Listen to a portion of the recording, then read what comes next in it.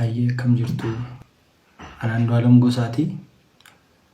Dhimmiin har'a isin fuulduratti dhufe dhimmuma samoona kana miidiyaa irra deemaa jiru, sooshaal miidiyaa irra deemaa jiru kana isa kiriir isiniif gochuufan dhufe. Wanti jiru maali? Dhimmuma gumaa wal qabatee jirudha. Wanti jiru maali? Ani gumaa baasuus hin qabu. Harki koos kanarraa qulqulluudha. Uummanni Oromoo akkanaa beeku kan barbaadu jechuudha. Anis gadduma hamaa keessan jira. Gadda kiyyayyuu seeraan gaddachuu hin dandeenye. Wanta natti gale kana seeraan gadda kiyya taa'ee gaddachuu hin dandeenye. Mana hidhaan ture achii hoon bahummoo kun waanuma hamaa keessa akkasumatti tufuufiinsaan jira. Wanti nani isiitti balleesse yookaan isii miidhee hin qabu. Wanti gumaan baasus hin jiru.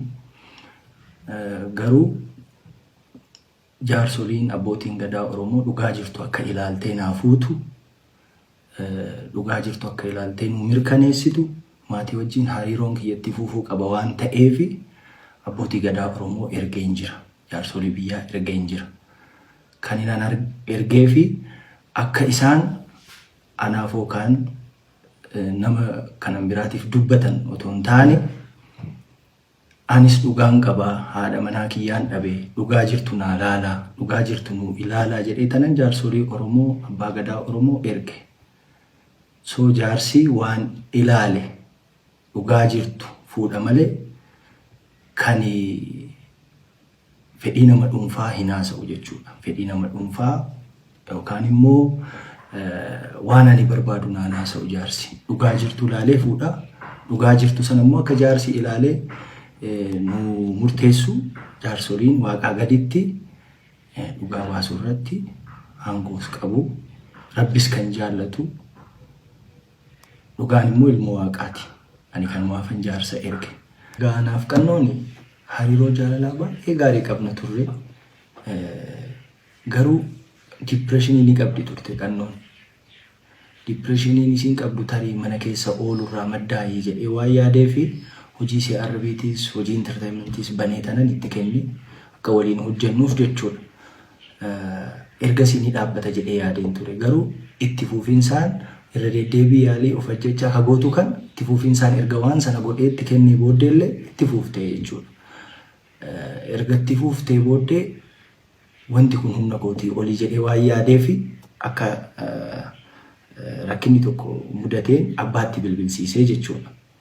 Abbaatti bilbilsiiseeti kanatu na mudatee kanarra rakkadhee ani jiraachuu dadhabee jettee abbaatti haasoftee jechuudha. Achaan irraa fuudhee abbaa akka cinqamtanii fi mitii garuu guyyaa gara guyyaatti dhukkacharti wanni kun furamuu qabaa yaada jedhu kaasee lammaallee waamee dubbiseen jira. Waan kana irraa furaa.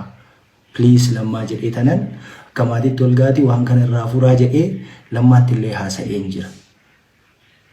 Ergasii deebii namni kennees waan sana irratti illee namni haasa'ees wal argees hin jiru. Waa'ee mashii illee namni natti kaasellee hin jiru. Liiban immoo argee jira. Al tokko kophaa oolchee obboleessi jechuudha. Obboleessi kannoo al tokko immoo ana wajjin oolchine. Kan nama oolchu waaqa. Garuu immoo otoo waa argitu hin callistu. So yaalii of ajjeesuu yeroo adda addaa hinuma gooti. Guyyaa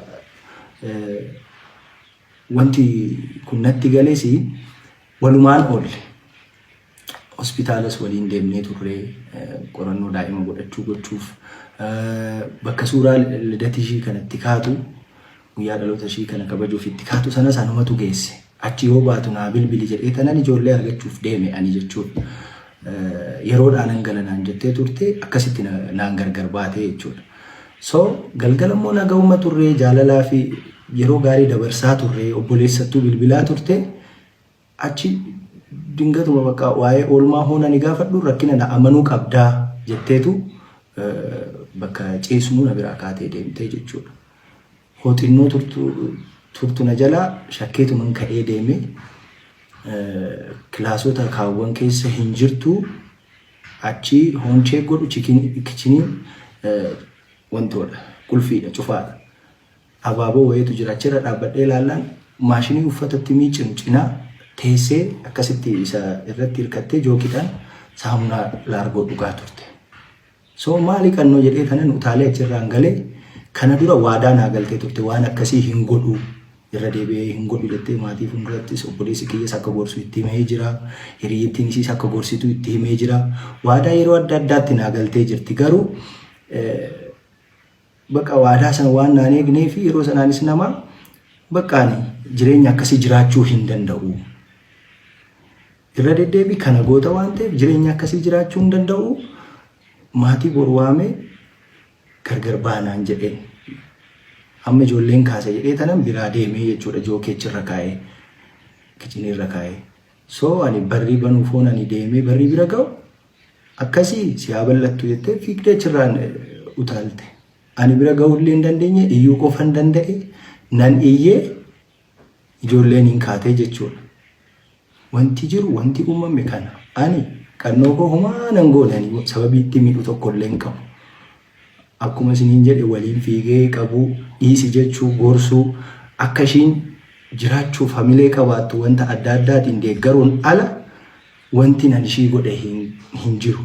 Wanti nan ishii godhe hin qabu. So harki kiyya immoo kanarraa qulqulluudha. Qulqulluu dhugaa dubbachuudhaaf jechuudha. Homaa ishiin gooneen dhugaan tiyya tana jaarsoliin illee tanuma naa ilaaltu.